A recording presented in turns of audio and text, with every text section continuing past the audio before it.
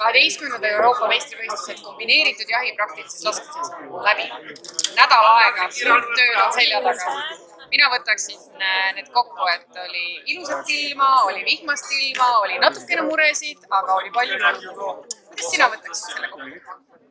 Minu meelest see nädal läks tegelikult ilma kõvasti kaasa. Eestlased on ju tuntud korraldamise oskuse pärast. Ma arvan, et me seekord panime samamoodi Läti sinna, kus ma arvan, et me õnnestus. Vähemalt kõik osalejad tulid ja tänaselt. Just, ja kõik, ütleme siis ametlikud esindajad samamoodi ainult kiitsid, tiimliiderid käisid ja kiitsid, et võib-olla on alust arvata, et nad ei valetanud.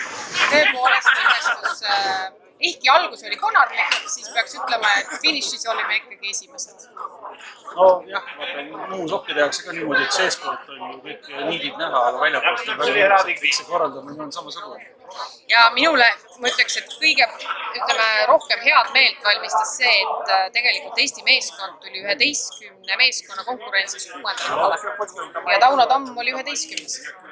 Vaadates tulemusi oleks meil võib-olla isegi potentsiaali natuke rohkem olnud. Aga ega see koduväljaku seinad alati toeta selles mõttes, et võib-olla närv on sellest suurem.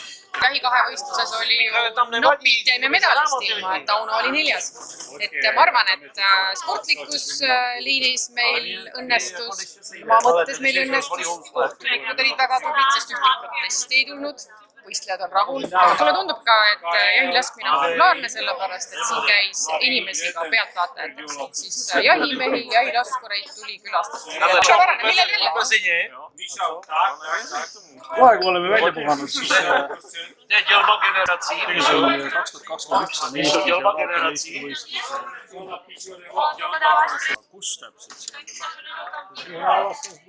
Tulge Männikule harjutama ja jõuate ka Euroopa meistrivõistlustele.